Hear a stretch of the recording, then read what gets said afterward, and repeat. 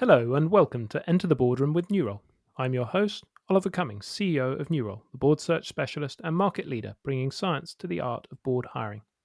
Today's guest, Ann Sieghart, is Senior Independent Director at Pantheon International plc, Remco Chair at Guardian Media Group, and Trustee at the Esme Fairbairn Foundation and Kennedy Memorial Trust. She's also a visiting professor at the Global Institute for Women's Leadership at King's College London, and she's served on over 20 boards. Ann is the best-selling author of The Authority Gap, Why Women Are Still Taken Less Seriously Than Men and What We Can Do About It, a former Lex columnist at the Financial Times, assistant editor of The Times, political columnist at The Independent, political correspondent of The Economist, and presenter on BBC Radio 4 and Channel 4.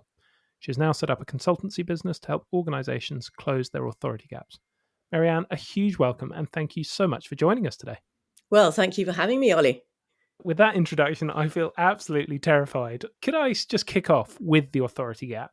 And for those who aren't familiar with it as a concept, what is the authority gap? Well, the authority gap is a measure of how much more seriously we still take men than women. We still assume a man knows what he's talking about until he proves otherwise, whereas for a woman, it's all too often the other way around. And so women are twice as likely as men to say that they have to provide evidence of their competence, and nearly twice as likely as men to say that people are often surprised at their abilities. And the way it manifests is that women are much more likely than men to be underestimated, undervalued, to be interrupted or talked over, to have their expertise challenged, to be not listened to properly in meetings. And if they're in a position of authority, they're much more likely to have that authority resisted. And of course, there's also the classic thing of being mistaken for someone more junior. I had a consultant the other day, a medical consultant, say that he was teaching a group of junior doctors and he asked, hands up those of you who've been mistaken for a nurse. All the women, all the men of colour put their hands up, none of the white men. Classic example of the authority gap. For those listening who are either skeptics or might be faced with skeptics, in the book you provided some amazing evidence for this authority gap. Can you just set them straight?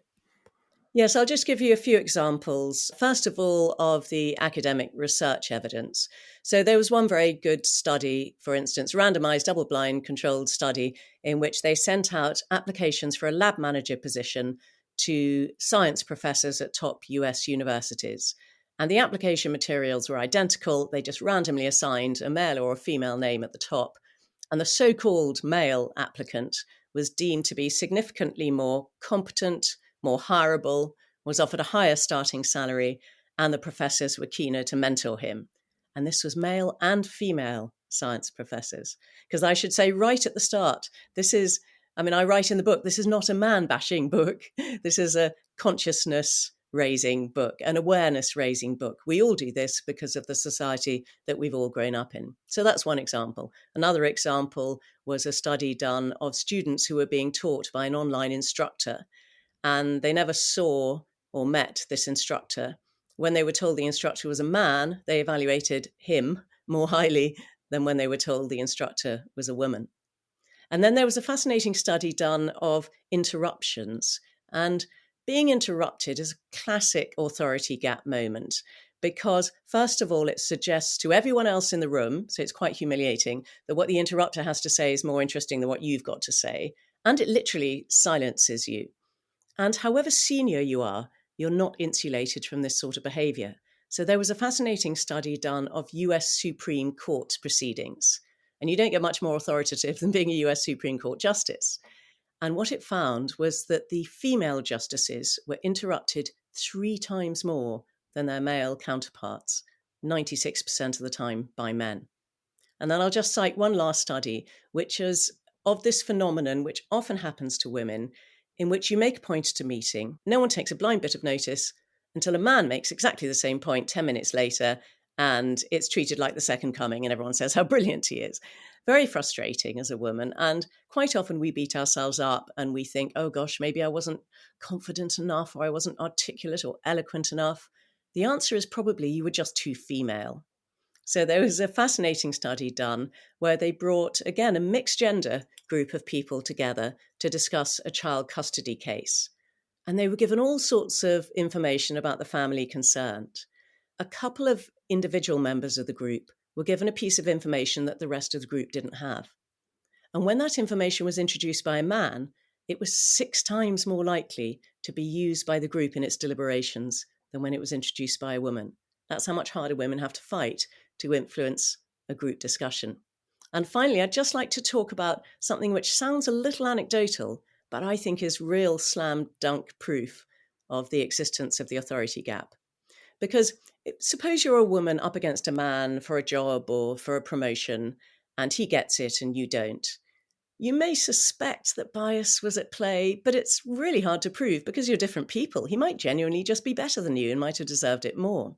But if you talk to people who have lived as both a man and a woman, then they're exactly the same person and they've got the same ability, intelligence, personality, experience. And if they're treated completely differently after they transition, that must be because of how people see their gender. In other words, you've controlled for all the other variables and you've isolated the only one that matters, which is whether people see them as a man or a woman.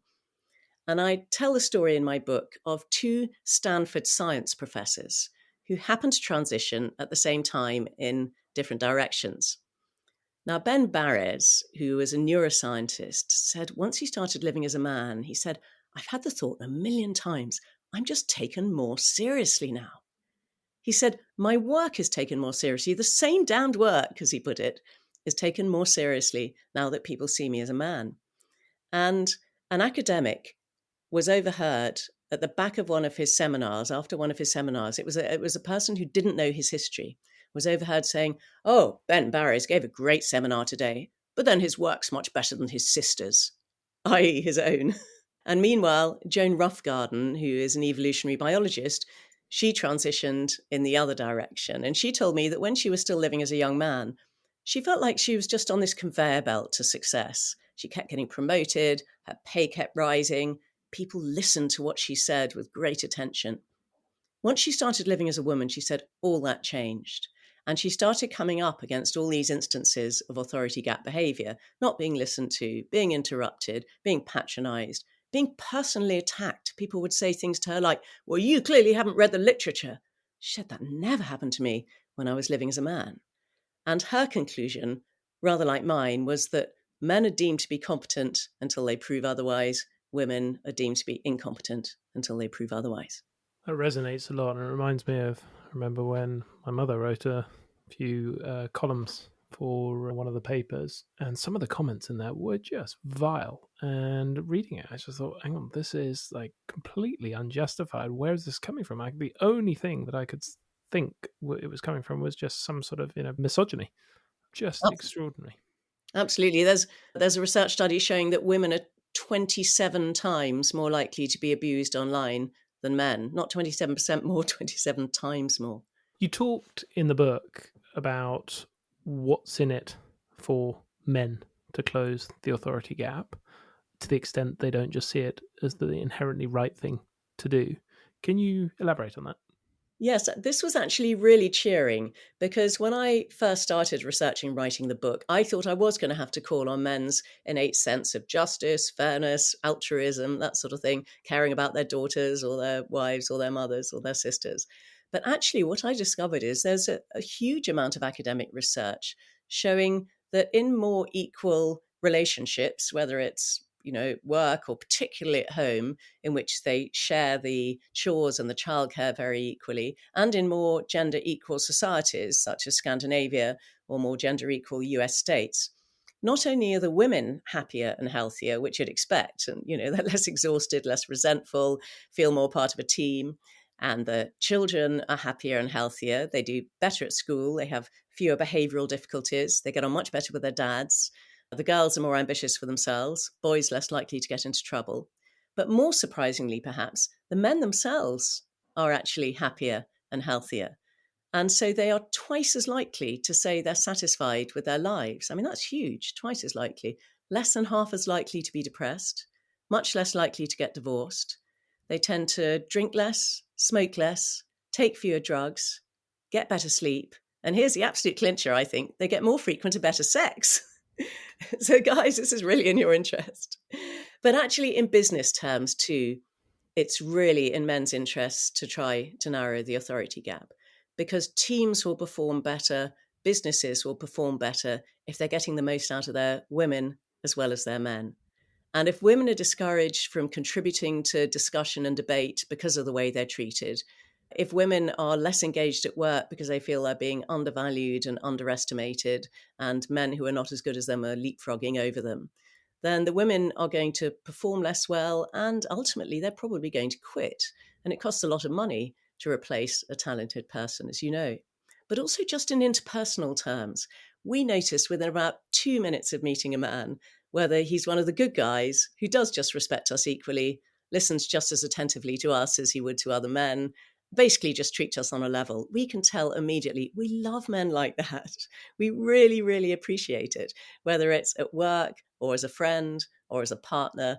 Those are the sort of men that we really like. And therefore, you're going to get on so much better with your female colleagues. You're going to get on better with your female bosses. You're going to get on better with women who report to you if you treat them in the same way that you treat men. So it really is in men's interest. Why do you think the authority gap has come about in this?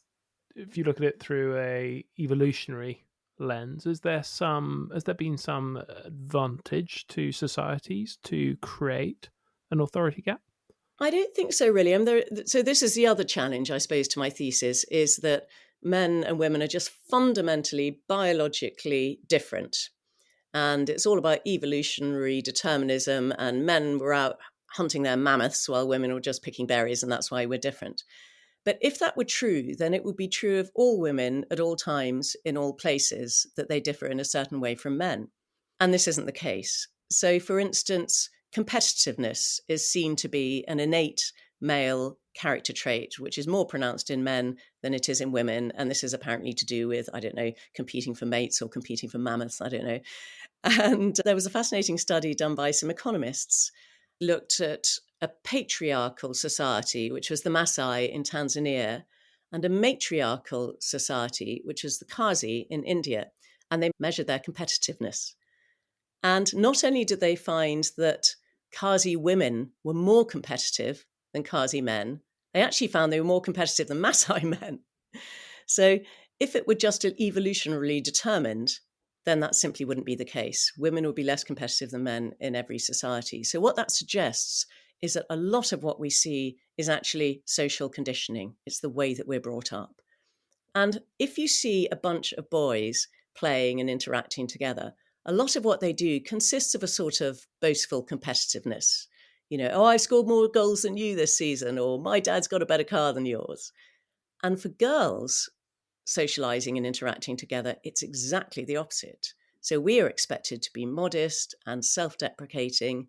And the way we bond is by saying, oh, I hate my hair, or my bum's too big, or I'm overweight, or whatever. And that's the way girls bond. And indeed, adult women bond, is through admitting vulnerability. Whereas with men, it's much more a question often of competitiveness. And therefore, if women are seen as competitive as men, people really don't like it. They find, they feel really quite uncomfortable seeing a woman who's openly competitive and boastful and says, oh, I've done better than you. You can't do that as a woman. I'm not sure I fully understand why that negates that position, because I guess the evolutionary theory there wouldn't say that it couldn't come about, but the fact that are there lots of cases like that, or is that a relatively is that the one of the few exceptions? Because I suppose it could come about through evolution by exception, but that particular society does not then thrive. Well, I mean, there are very few matriarchal societies, so that's the problem. But what it suggests is that when women are in charge, women become more competitive. And when men are in charge, men become more competitive. And in almost every society, men are still in charge. But that's not necessarily something in our genes or our biology. But why do you think that has come to pass? I suppose because of, I don't know, physical strength being more important for most of human history. And that being, and then therefore winning being a success, being determined by whether you can beat up other men and fight other men and win, I should imagine. And so I suppose we could be on the cusp of a transition as that becomes less relevant, hopefully, that we could be on in a shift from a patriarchal to a matriarchal Well, society. it's certainly true that a lot of traditionally female, or I should say female stereotyped character traits have become much more important in making organizations successful. So being collaborative rather than competitive seems to be more effective. Listening more rather than just being on transmit seems to be more effective. If you look at studies of different types of leadership style, the transformational leadership style, which involves being more collaborative, more democratic, more inspirational towards your employees, seems to be the most effective. And it's also true that women, on average, are slightly better at that than men. That's not to say there aren't some brilliant men who are transformative leaders, but nonetheless, that leadership style is more effective than the hierarchical, top-down, directional leadership style, which is more common among men.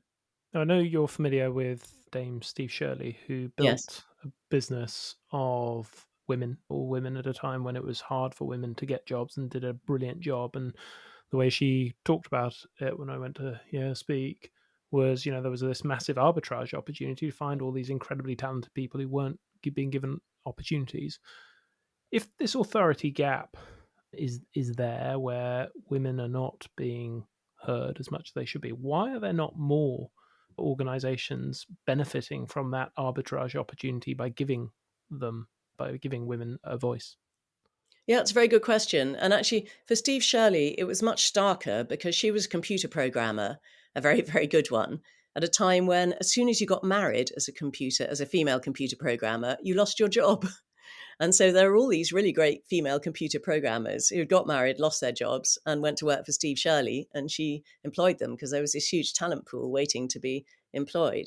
The authority gap is much subtler, but it's certainly, I think the market does work in the sense that when women are working in an organization where they feel the culture is working against them, where there is a big authority gap, they're much more likely to leave and try and find an employer that is more equal. So I think organizations lose talented women because of the authority gap. Women will quite often set up their own businesses because then they can set their own culture and don't have to put up with an organizational culture that is unsympathetic to them. So you do get now more female entrepreneurs. But the trouble is, 2% of venture capital funding goes to female led businesses. So it is much, much, much harder for them to set up on their own than it is for men to do. And again, that's why do you think that is? Because if there should be a great opportunity there, and so you'd expect that to start to attract capital and that capital to outperform and do better. Is this just a question of time in your mind, or is there something else that's blocking the free market work? I think it will happen over time. And in fact, women VCs do tend to produce higher returns than male, sorry, VC-led companies than male ones, and that's partly because of the selection bias. If only the top 2% are getting funding, they probably are going to be better. I mean, it happens because most of the people putting in the funding are men, and men, because of affinity bias, tend to value male-led businesses more highly. They think they're going to be better. They think they're going to grow faster. They think they're going to take more risks. And often they're giving money to people they know. And often they don't understand the products that the female-led companies are going to produce, even though the women themselves understand them and they understand the market. The men often don't understand the market if it's aimed at female consumers. But there is another problem, which is what can I call it other than the bullshit factor, really, which is, you create your business plan and you're basically plucking figures out of the air at the beginning of a business. And I think men are much more likely to project an unrealistic rate of growth than women are. And women tend to be more, I mean, this is true across all sorts of areas, that women just tend to be more accurate at assessing their ability and their potential. And men are much more likely to overestimate it. And they're particularly more likely to overestimate it if they're trying to impress a bunch of VC funders. And so if a woman quite rightly says, well, I expect my EBITDA to grow by 20% in a year, and a man says mine's going to grow by 50%, if they don't challenge the man enough, they're going to give him the money and not her.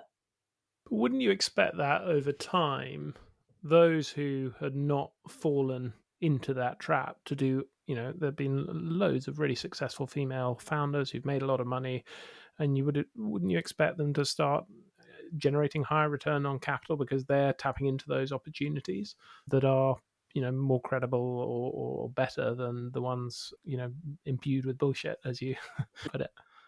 Oh, well, I mean, there are some VC teams that now specifically invest only in female-led ventures for exactly this reason. So I think and if they start to show better results, then I hope the market will start correcting. But, it's very hard. If people aren't aware of their bias, then they think they're making decisions on a rational basis when they're not. And they just, they need to read the book or at least think about this subject a bit more, I think, before they start allocating their money. So can we talk about the implications for board members? How do you see the authority gap manifesting itself on boards? Well, it can manifest itself in discussions in the way that I've already talked about, women not being listened to as much, men taking up disproportionate amount of speaking time, women being more likely to be interrupted or talked over, women finding it harder to influence the other board members. Now, I've been very lucky, actually, or partly lucky, but also by design. I've only ever accepted board jobs where I have really respected and valued the chair and thought because every time it's been a man, I think, that he wouldn't allow that sort of behavior to happen. And he's always treated me with as much respect as he's treated male board members. So I haven't seen it all that much in evidence, but I know that it does happen on lots of boards. And the other problem is in recruiting new members of the board. So, I mean, I'll just give you an anecdote. We were recruiting an audit chair on one of my boards, and we had this incredibly experienced woman, probably in her late 60s, who had already been audit chair, I think on 3 other boards, absolutely knew what she was doing, had an enormous amount to contribute, and was really on top of her game. And one of my fellow Neds, a man, said, "Oh, no, I really didn't like her. She was too full of herself." And I said, "Oh, that's interesting. I didn't think she was full of herself. I thought she was absolutely on top of her brief, but not full of herself." "No, no," he said, "too full of herself. I don't want to work with her." And I said, "Well, just out of interest, do you think you would have had the same reaction if she'd been a man with the same amount of experience?" "Oh, yes," he said. "No, I'm sure I would." But actually, I very much doubt he would. I think that was a sort of authority gap moment. And he didn't like the idea that he didn't know it consciously. And I'm not blaming him at all, but subconsciously, he reacted badly to a woman who was so confident and competent and, as I say, on top of her game. You've highlighted some very practical steps that those who have become aware of their biases, and that was certainly one of the key takeaways for me from reading The Authority Gap, is we've all got bias, whether we know it or not. No. Wishing to counteract them can adopt. I think we just need to be much more aware of the bias when it manifests itself. I was talking earlier about listening to Joe Swinson on the radio, and every time I had that reflex reaction, I noticed it and then corrected for it. And that's all we can really do, at least to start with. I think the more we do that, the less we're going to have the reflex reaction. So, if we find that we rather dislike a woman and we're starting to call her words like abrasive or strident or aggressive, it may be that actually she's displaying exactly the same character traits as a man in her position. She's being confident and assertive and dominant. But because of the old-fashioned stereotypes that still lurk in the deepest recesses of our brain, we find that uncomfortable because she's going against stereotype. So we start using those sorts of adjectives about her and think that we don't like her. Now, once we start doing that, we can ask ourselves, now, is this really about her or is it about me? Is she actually strident and abrasive, or is she just a woman who is as confident as a man? So we just need to question our reactions, I think, a lot more than some of us do. It's really interesting. So imagine there's a board member listening to this who's thinking, "Gosh, that's interesting. We've just had this discussion." So, Marianne, how would you advise me as that board member who's got this other potential new candidate who someone has labeled as abrasive to determine whether they are actually abrasive or confident? Is there a practical exercise I could do to get to the heart of whether that's fair or not? I think the most useful thing almost always is just to flip things round and ask yourself, would I have thought that if this person had been a man acting in that way? Would I have found him abrasive? It's hard to do, but it's not impossible. Is there anything else? Because I always think that's a really hard thing to do. You can convince yourself, but until you've walked in someone else's shoes, like it's very hard to I suppose some people are very empathetic, but I always think that's quite hard for a lot of people to put themselves in someone else's shoes. Are there any other ways that they can approach that challenge? Well, I mean, they can ask, you would hope that there would be women on the selection panel too. And you can ask the women, did they have the same reaction? And if the women didn't, then I think that's also a pretty good clue that there's some bias at play here. Can boards assess their own health when it comes to their level of inclusivity in your experience? I think it's really important to ask each member of the board in a one-to-one. I mean, the chair should be talking to each member of the board at least once a year, if not more often, one-to-one. And as part of the board evaluation process, I think it's really important to ask them about the culture and do they feel their voice is being heard enough? Do they feel that other people are valuing their contributions? Do they feel that they're getting enough speaking time or that other people are getting disproportionate speaking time? These sorts of things I think are very important to explore. But I think it's also important for boards who are now really responsible for the culture of their businesses. So I'm not just talking about board behavior. It's really important for them to dig down into the culture of their businesses. And when it comes to gender equality and broader issues of diversity and inclusion, quite often all they're given are numbers. So they're given the gender pay gap and they're given how many women there are in, or people of color or whatever, in senior positions, but they have no idea of what the actual working culture is like. And what tends to happen is that businesses spend a lot of money because they want to improve their gender equality. They tend to have roughly 50-50 men and women at entry level, and then they get this attrition all the way up until it's only about 25% women at the top in the C-suite. And so they want to do something about it, quite rightly, but they throw their money at the women, trying to fix the women. And they send the women on leadership courses and empowerment courses, and they set up women's networks and all that, which is all very well. But then they wonder why the needle hasn't really moved and where are their female leaders? And the answer is that it's not the women you need to fix, it's the culture. It's the way we all perceive and react to and interact with women that we need to fix. And so if you don't close the authority gap, basically, in your organization, then the women are going to find it just as difficult to progress when they get back from their leadership and empowerment courses as they did before. So I've now set up a consultancy called the Authority Gap Consultancy, which is going into businesses and helping them close their authority gap by helping to change the culture. And this critically involves bringing men into the conversation too, because we're not going to sort out gender equality by only focusing on the women. And there's a really interesting study done by Boston Consultancy Group showing that in organizations where men are also involved in gender equality, 96% of them show results, compared with only 30% when men aren't involved. Have you come across examples of organizations where you feel they have closed the gap successfully? Well, it's all still quite new because I only published the book 3 years ago. And so people are really starting to talk about it now. But one organization I know which has really started to make progress on this is PwC. So I went in to give a keynote talk a couple of years ago, I think, about it. And they were so energized by it, they decided they were going to try to close their authority gap on their own, as it were, without any outside help.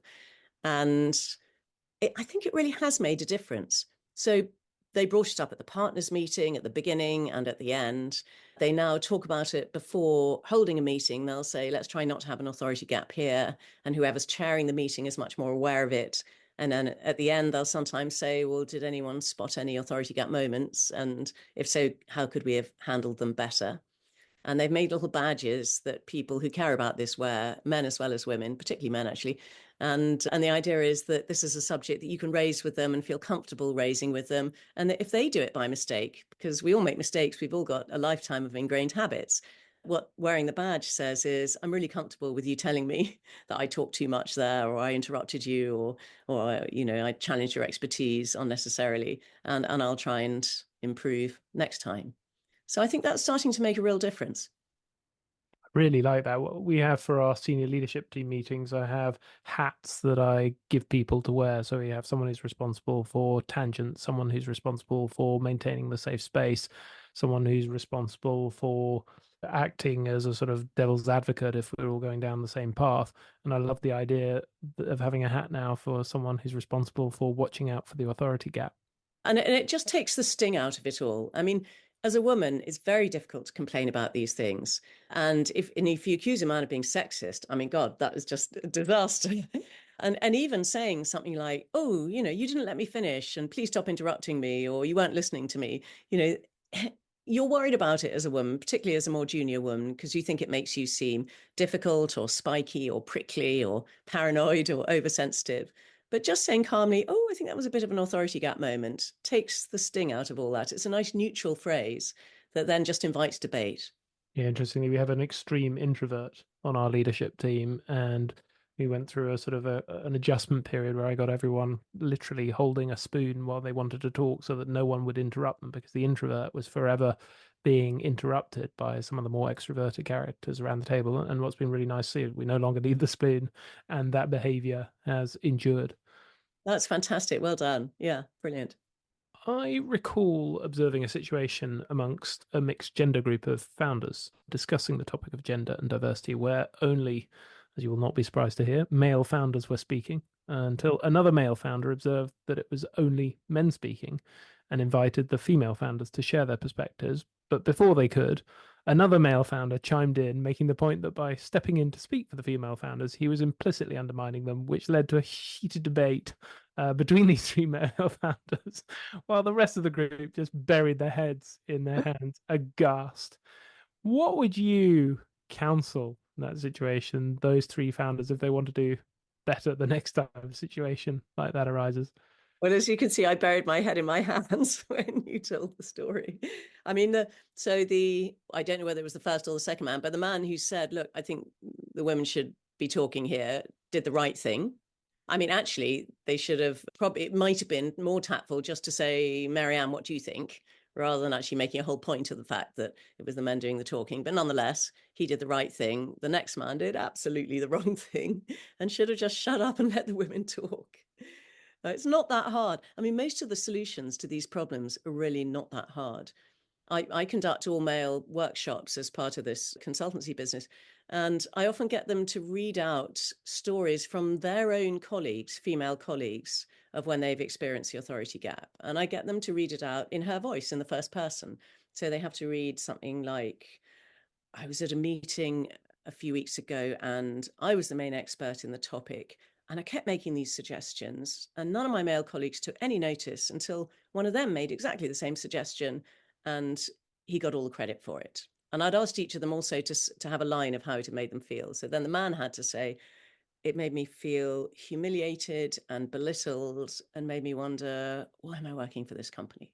So we then had a really interesting conversation about how this sort of thing happens and how men often don't notice it happening because it's not happening to them. And, we don't blame them for not noticing, but let's try and raise awareness of it. And then at the end, I had asked her to tell me how it could have been handled better, but I didn't put that in the envelope. So I'd asked the men, "Well, how do you think it could have been handled better?" And they'd all say, "Well, we could have just listened to what she said in the first place and given her the credit." And then I was able to say, "Well, that's really interesting because we asked her, and what she said was they could have just listened to me in the first place and given me the credit. Brilliant. You know how to solve this problem. It's not rocket science." How do you think about the differences between men and women in terms of what they can add to boards? Do you think of them as being exactly equal, or do you think of them as bringing different things that are complementary? I think they're generally equal in ability, but they have complementary skills, which they have learned through a lifetime of being socialized in a different way. And so I find, for instance, that men, because of the way they've been socialized as boys as well as men, it's much harder for them to admit any sort of weakness or vulnerability because you get penalized, you get punished by other men for doing that, in effect. And so, whereas women, as I said earlier, actually bond by showing vulnerability. And so it's much easier, for instance, for a female board member to say, "This is probably a really stupid question, but I don't understand what you were saying, blah, blah, blah." And it's quite likely that all the rest of the board had the same problem understanding it that she had, but didn't dare ask. And so I think that's often very helpful. Women have very different life experiences from men and therefore can bring those different experiences. And particularly if it's a company that has a lot of female customers, I think that having a woman's view on the board is extremely helpful. And I've always been amazed, how male-dominated retail boards have often been when women make up, I think something like 80%, make something like 80% of spending decisions. I think women on the whole are, on average, and I always have to say on average, because not all women are like this, not all men are like that. They're probably better at listening, and they're probably more collaborative and less competitive. So I just think that there's a fabulous complementarity between men and women. And, the best form of management, I think, is when you have a man and a woman working together. And it may be a male chair and a female CEO, or the other way around, or the same all the way down an organization. I think they bring diversity of thought. And that works really well. There's so much evidence to show that diversity of thought leads to better decision making. There's one I quote in the book where groups have been recruited to solve a murder mystery. And the more homogenous groups, in which quite a lot of them knew each other already, were much more comfortable doing it, really enjoyed the exercise, and were much more confident that they'd got the right suspect. And the heterogeneous groups who didn't really know each other didn't find it so enjoyable and sort of felt a bit more uncomfortable talking with these strangers, but actually got the result right more often than the homogenous groups. What would have to be true to convince you that the proportion of women on boards should be greater? Well, in general, I don't think they should be greater than 50-50. I'm only in favor of equality. I don't want female supremacy any more than I want male supremacy. But there may be the occasional business, I don't know, say a cosmetics business or something like that, in which the vast majority of the consumers are female. It might make more sense to have more women than men on the board. But in general, I think 50-50 is about right. And does that assume both equal competence and equal interest in taking on board roles amongst men and women? Well, I certainly assume equal competence. Yes. I mean, all the evidence suggests that men and women are equally intelligent. If anything, women tend to work a bit harder, more diligent. And that's probably because they've had to work harder in order to prove their competence, because they're twice as likely to say they have to prove their competence. So I don't see any difference in ability. As for interest, I mean, I'm sure Susie Cummings will tell you that there's a huge amount of interest from women to become non-executive directors, and there's a huge pool of talented women waiting to become non-executive directors. So I don't think there's any great shortage there either. But is there a world you can see? I mean, it strikes me as, and I don't know which way it falls, but it strikes me as unlikely that it would fall exactly 50-50. I mean, if you look at, most stats across the genders, they normally fall slightly one way or the other. So I think, typically men are more likely to die earlier. The prevalence of birth rates of men is higher, I think, because they're more likely to die. So that sort of adjusts out. So 50-50 feels to me like a sort of theoretical number rather than an actual number. Is there anything that would convince you that actually there'd be a case, a good sort of, I suppose it could be any type of case for why it should be other than 50-50 exactly equal? Well, it's 50-50 in the population. It's actually 51% women, 49% men, but I'm prepared to be flexible. I think, I mean, I am actually pretty flexible. I think 60-40 in either direction, anything between 40 and 60 of each gender is fine by me, but it needs to feel roughly equal. We move on to talk about your board experience because you've sat on a large number of boards and I suppose worked with a wide range of chairs during that time. Curious to hear what have been the highlights, lowlights of those board dynamics. Are there any that really stand out for you? I suppose I can say this because he's no longer with us, but Jacob Rothschild was chair of the Heritage Lottery Fund when I was a trustee. Fantastically intelligent, interesting, stimulating, and talented man. But my goodness, he was a bully. And I didn't allow myself to be bullied. I was a fellow trustee, so it was slightly easier for me, but he really bullied the executive team. And that was a bit of a low light. We had, interestingly, we have from the New Role community this facility where people can come and ask questions and ask them anonymously, and they get support from the community and their advice on how they might be able to approach a problem. And we recently had someone on it was a FTSE 100 board saying they were being bullied by their chair, and I just couldn't believe this was happening. And then what was fascinating was to see all the other responses saying, "Don't worry, I've been there. I've had the same, and this is some of the things that we tried that helped." What was your approach in that situation? He didn't really try to bully me much because I've had training since I was about 2 because my dad was a terrible bully and a tyrant. And so I learned to stand up to him. And so I'm very used actually to standing up to bullying men. And so I think I made it clear quite early on that I wouldn't put up by it. I wouldn't put up with it. I wouldn't be bullied. I wouldn't change my view or not make the point I wanted to make because he was trying to bully me. So he just stopped trying. But it was much harder for his CEO because, you're in a different position as a CEO, aren't you? And she was female. But as a board member, did you feel a responsibility to step in and help the CEO or to try to change the chair's behavior, or are your hands tied at that point? I was so young. It was my very almost my first board. And, he was about 30 years older than me. And very powerful. It was hard. I mean, I tried to sort of include her and, affirm what she said and that sort of thing in board meetings. That's, by the way, something that's very helpful for reducing the authority gap because the research shows that men will affirm what other men say, but are much less likely to affirm what women say. And sadly, women don't particularly affirm what women say either. And therefore, a man will say something and everyone else will say, oh, yes, brilliant, what a great idea. And a woman will say something and it's like dropping a pebble into a pond and barely a ripple.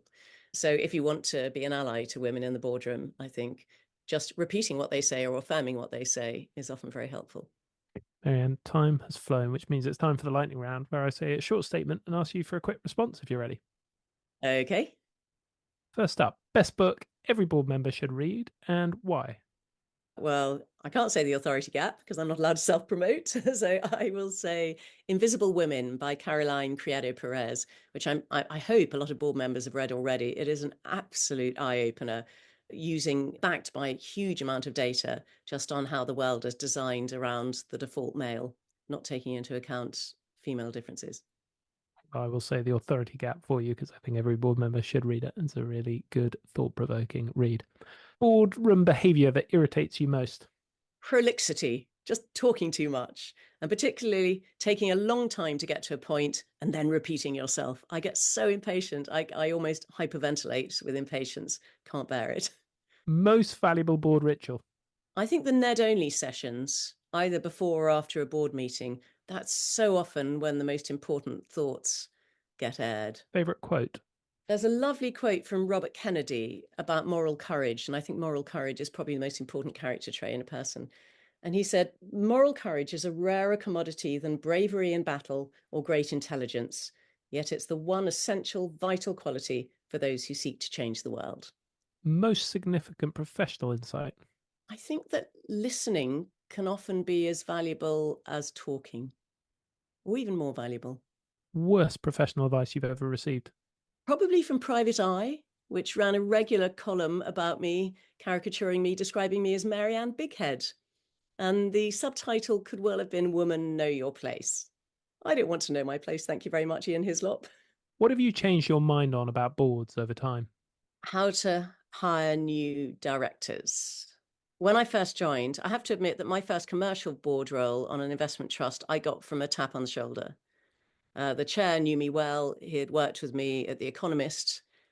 And I did take part in an open competition, and he claims I was the best candidate. I hope I was the best candidate. But I don't actually think that's the right way these days to recruit board members.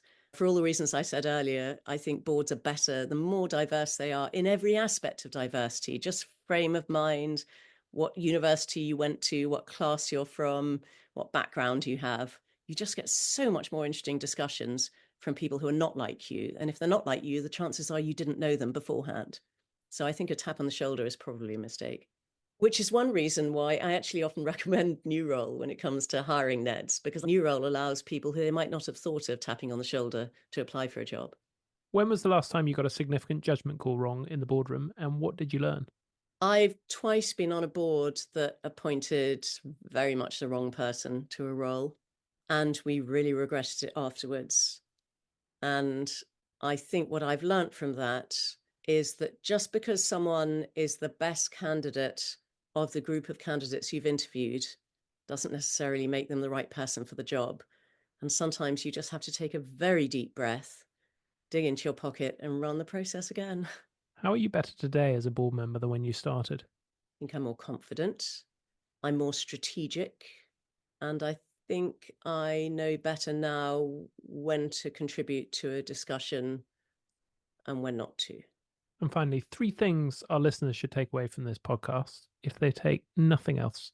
Well, I'm going back to the authority gap. So I would say 3 things. First of all, when in doubt about whether bias is creeping into your mind, just flip things around and ask yourself, would I have mistaken that male CEO for his secretary? Or, sorry, I'm not going to flip things around. If a man had been like this, would I have found myself disliking him? Or would I have mistaken a male CEO for his assistant? That sort of thing. The second one is don't mistake confidence for competence, because they are absolutely not the same thing. And for all sorts of reasons, not least the authority gap, men tend to be more confident than women. It's also the way we've been brought up and socialized. And so if you take people at their word, you're often going to hire the overconfident, but not necessarily as competent man over his less confident, but highly competent female rival. And thirdly, I'd just like us all to admit to ourselves that we do harbour unconscious bias. However liberal or intelligent or even female we are, the chances are that we do.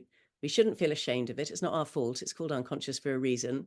We can't put a lid on it, but we can notice when it manifests itself and then take steps to correct for it. And that's all I'm asking. And your words and your book, I think, are going to hopefully haunt me for the rest of my life and continue to sort of challenge me not to interrupt. And I'm also really looking forward to putting in practice the authority gap hat in meetings. Thank you so much. It's been such a stimulating and enjoyable discussion. Thank you for taking the time to share your wisdom and experience. Well, thanks, Ollie. I've enjoyed it too.